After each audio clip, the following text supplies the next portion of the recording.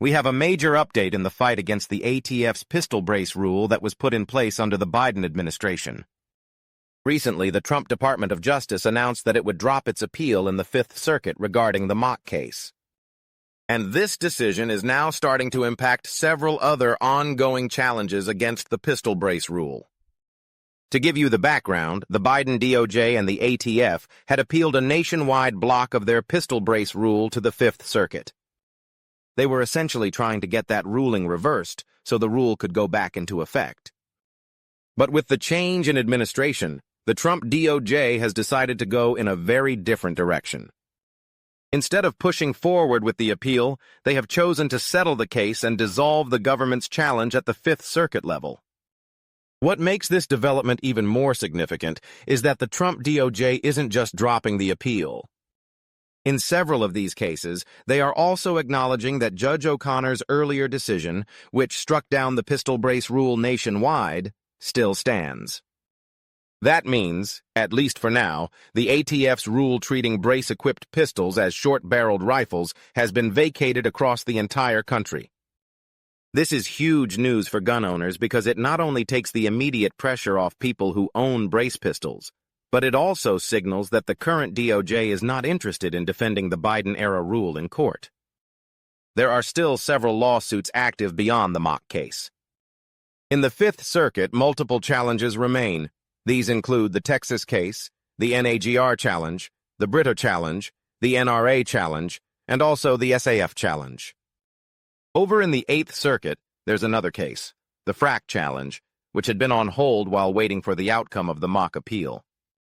Recently, in the Frack case, the ATF updated the court, acknowledging the settlement in mock and signaling that they are also moving toward a resolution.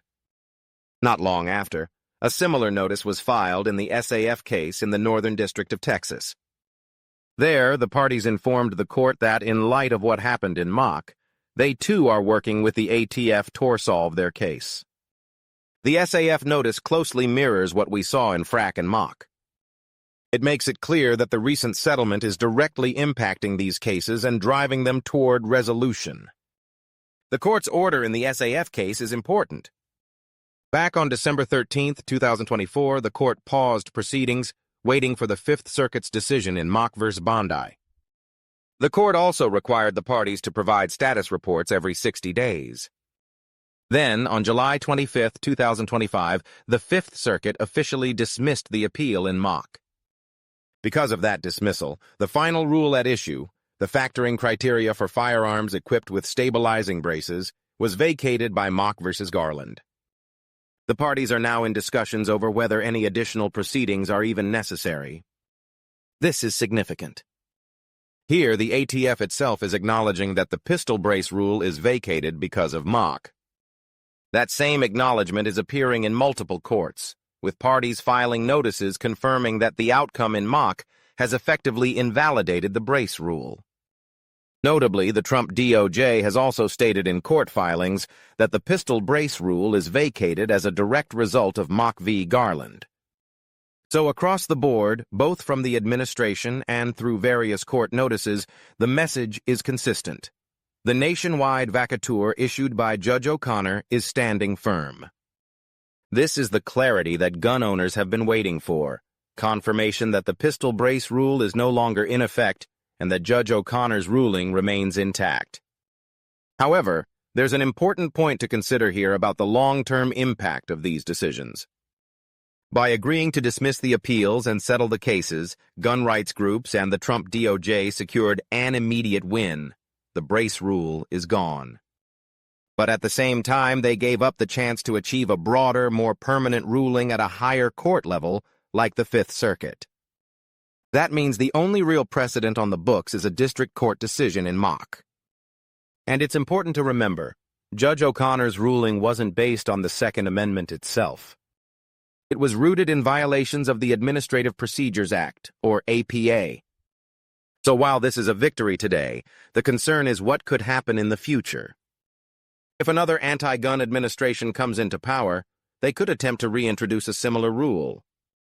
And without a strong appellate or Supreme Court decision striking it down on constitutional grounds, the fight could start all over again. If a future administration takes office and decides to push for another pistol brace rule, they will have two options. They could try to create a brand new rule from scratch, or they could attempt to reintroduce the exact same rule that was struck down in mock. Judge O'Connor's decision is key here. He didn't strike the rule down because it violated the Second Amendment. His ruling was based on the Administrative Procedures Act, or APA. Specifically, he found that the ATF's final rule failed the logical outgrowth test, which is part of the APA's procedural requirements. Here's the issue.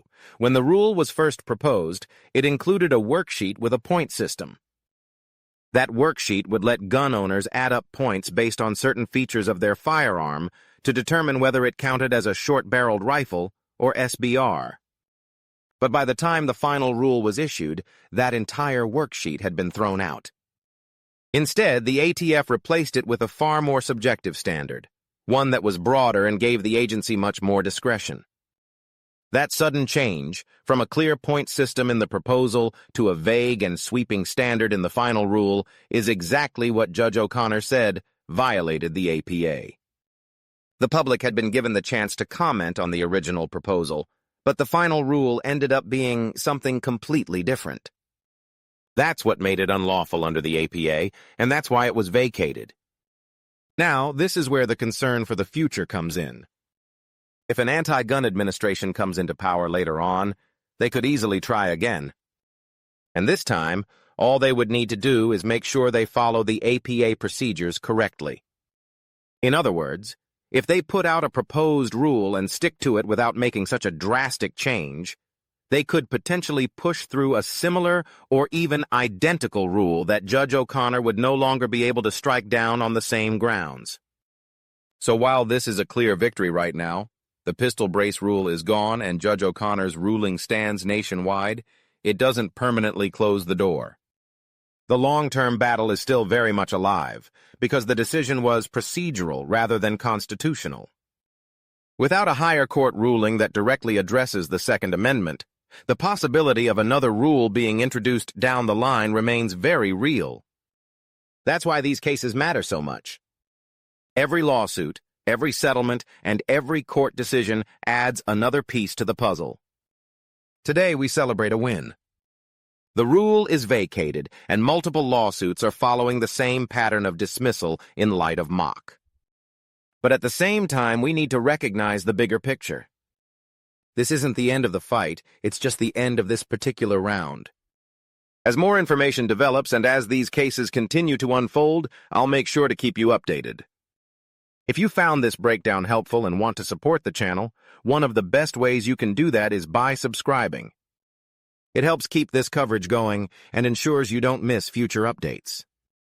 Thank you all once again for your continued support. It means a lot. Stay tuned, because I'll be bringing you the latest as soon as new details come out.